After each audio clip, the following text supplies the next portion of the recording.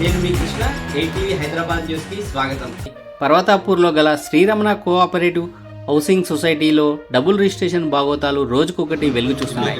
బలరాం మాది భువనగిరి వాసవిలో మేము 2004లో Sriramana housing society నుండి కొనుగోలు చేసాము.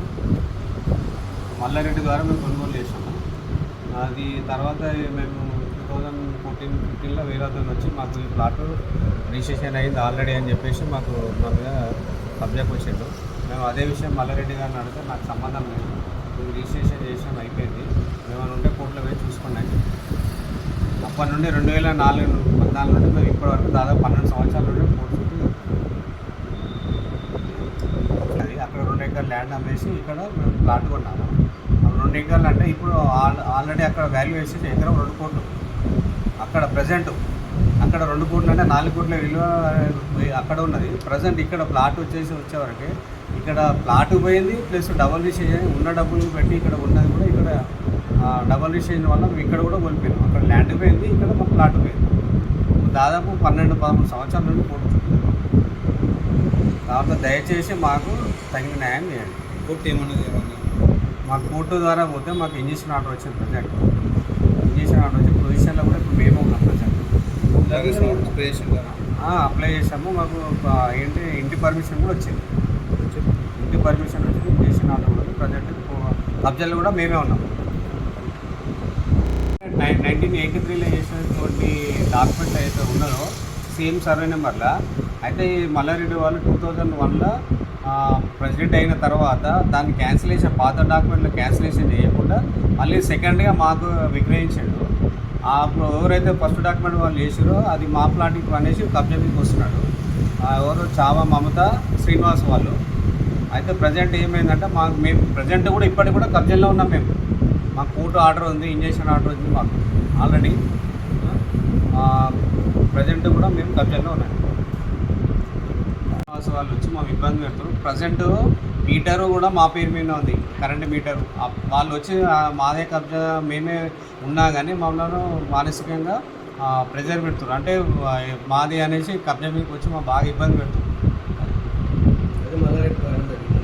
అది మల్లారెడ్డి ద్వారానే జరిగిందని మేము అనుకున్నాము. ఎందుకంటే ఆయన చేసిన ఆయన కూడా వాళ్ళు కూడా మల్లారెడ్డితో చేసినని చెప్పి మాకు ఇంటిమేషన్ ఉన్నది.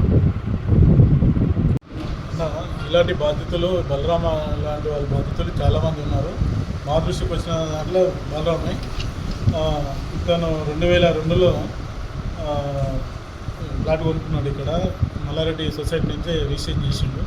తర్వాత 83లో వేరే వాళ్ళు ఫస్ట్ డాక్యుమెంట్ ఉందని వాళ్ళు మమతా శ్రీనివాస్ అని వాళ్ళు 2015లో కోర్టు ఆర్డర్తో వచ్చి వాళ్ళు ఇతన్ని కబ్జా మీదకి రాకుండా 1-2 సార్లు ట్రెస్ పాస్ కేసు పెట్టి ఇబ్బంది పెట్టడం జరిగింది. ఈ మధ్యలో మళ్ళీ మేము కోర్టుకి వెళ్ళి ఇంజక్షన్ ఆర్డర్ తీసుకువచ్చి తర్వాత మున్సిపల్ హెచ్ఎండే పర్మిషన్తో హౌస్ కన్స్ట్రక్షన్ కూడా పర్మిషన్ తీసుకున్నాము. మార్టిగేజ్ కూడా అయిపోయింది. ఈ 2-3 రోజులలో మేము కూడా ఇతను కూడా కబ్జాలకు పోయే అవకాశం ఉంది. దీనికి కారణము టోటల్గా ఇతన్ని ఇబ్బంది పెట్టడానికి కారణము మల్లారెడ్డి, సొసైటీ ప్రెసిడెంట్ మల్లారెడ్డి, కారెట్ల మల్లారెడ్డి. గతంలో వీళ్ళు కొన్ననాడు భువనగిరిలో 2 ఎకరాల ల్యాండ్ అమ్ముకుంటున్న వచ్చినటువంటి డబ్బులు తీసుకొచ్చి ఇక్కడ ప్లాట్ కొనుక్కున్నారు. ఇవాళ అక్కడ 1 ఎకరాకు వచ్చేసి 2 కోట్లు, ఇలా 2 ఎకరాలు 4 కోట్లు. ఇక్కడ ఈ ప్రాపర్టీకి వస్తే 1,20,20 లక్షలు వస్తుండొచ్చు.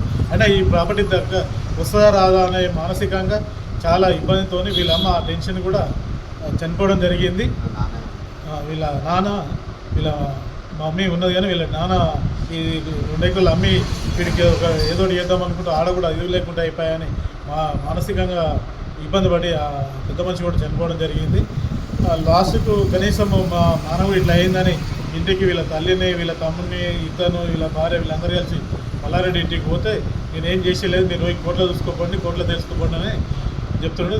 ఈయనకొకరికి కాదు, ప్రతి ఒక్కరికి నిన్న మొన్న జరిగినటువంటి కేసులలో కళాధర్ బాబు కూడా సేమ్ ఇదే కోర్టులో చూసుకోండి అని తప్పించుకోవడానికి చేస్తున్నాడు. మొన్న నా ముందే సిఐతోనే ఏదంటే కోర్టులో చూసుకోమని మల్లారెడ్డి మాట్లాడుతున్నాడు.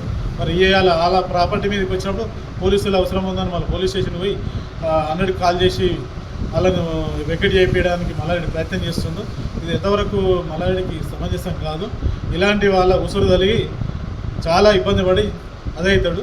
ఏదైనా ఉంటే వీళ్ళకు అన్యాయం జరిగిన వాళ్ళకు ఏదో కొంత సాయం చేసి వాళ్ళను ఆదుకోవాలని నేను విన్నవించుకుంటున్నాను.